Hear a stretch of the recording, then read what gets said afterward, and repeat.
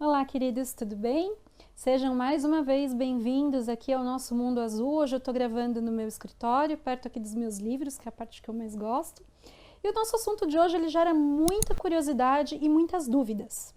São as chamadas dívidas kármicas na numerologia. Então, assim, antes de mais nada, vamos relembrar um pouco que a gente já conversou em outros vídeos sobre aquele desequilíbrio da balança do direito que acontece toda vez que alguém exerce o seu livre-arbítrio de forma inconveniente.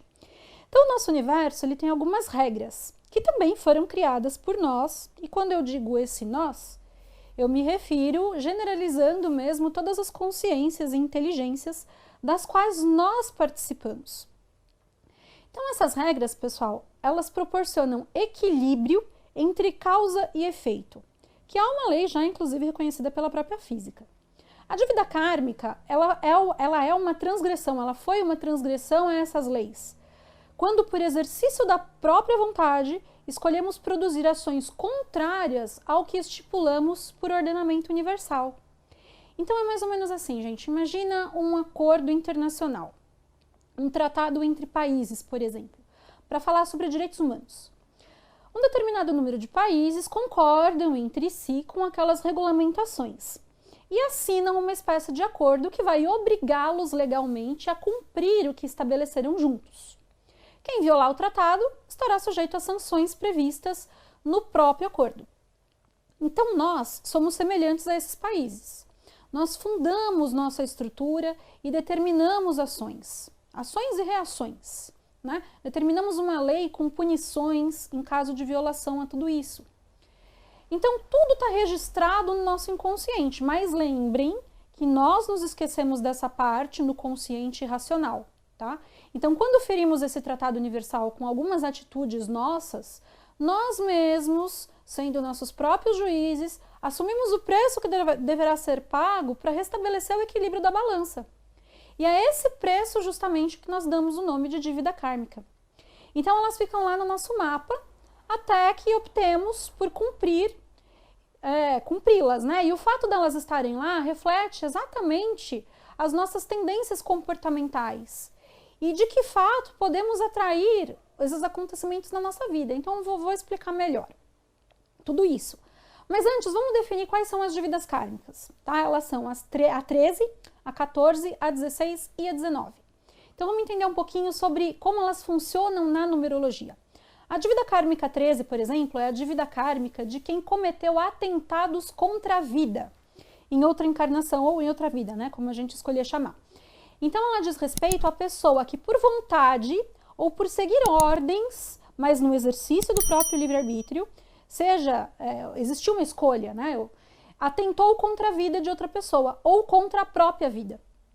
Por exemplo, homicídio, suicídio indireto, negligências contra a própria saúde, vícios, descuidos com que pode causar a morte, né? Então a pessoa ela aparece com a dívida kármica 13 no mapa.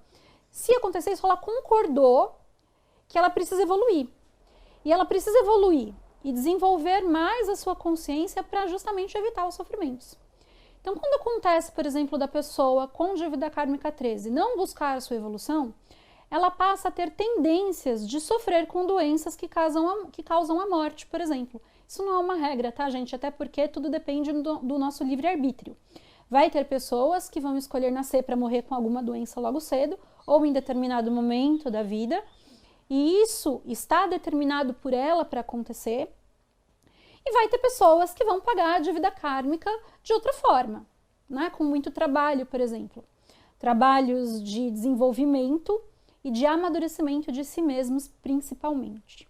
Então, eu fiz um estudo há algum tempo de pessoas que morreram de câncer ou que tiveram problemas com essa doença e estava lá a dívida kármica 13 no mapinha delas. Isso não significa que só vai ter câncer quem tem a dívida kármica 13 e nem que todo mundo que tem o 13 lá vai ter o câncer. Não funciona assim, tá? É só um exemplo. Por isso que a gente fala em tendências.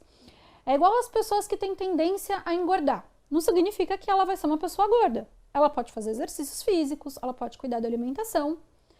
Mas para ela, por conta dessa tendência, não engordar sempre vai ser mais difícil do que para outra, tá? Então, isso foi um estudo que eu fiz, mas ele não é determinante. Bom, como que eu sei que eu tenho a dívida kármica 13? Para isso, a gente precisa fazer justamente as continhas lá no nosso mapa, porque às vezes não é tão evidente. Mas, por exemplo, as pessoas que nasceram em um dia desses, o 13, o 14, o 16 ou o 19, ou então que ao somar a data de nascimento fecham em algum desses números citados, eles possuem essa dívida kármica correspondente. Então, você nasceu no número 13, você tem a dívida kármica 13, no dia 13, né?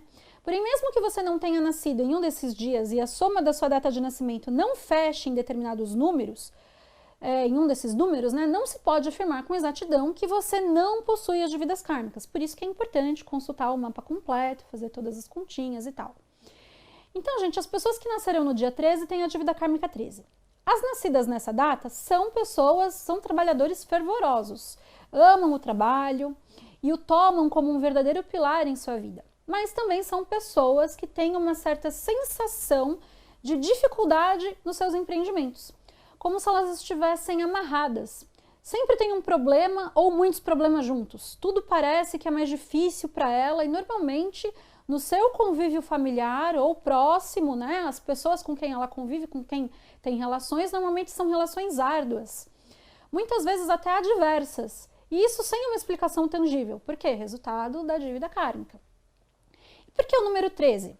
O 13 ele tem um significado voltado à transformação, à morte e ao renascimento. No tarô, por exemplo, né, o arcano 13 é o arcano da morte. Então tem toda uma mística e ele representa o rompimento com tudo aquilo que está estruturável e estável, justamente na busca pela transmutação. Mas o 13, gente, ele não é um número de azar, tá? Isso não existe. A gente vai falar muito sobre essas questões ainda. Eu acabei estendendo já bastante o nosso vídeo, então eu vou fechar esse na dívida kármica 13 e eu vou falar das demais dívidas kármicas nos próximos vídeos, ok? Então já sabe, né, gente? Não sai daí, se inscreve aqui no canal, deixa o seu like, que só de dívida kármica tem bastante coisa pra gente falar ainda.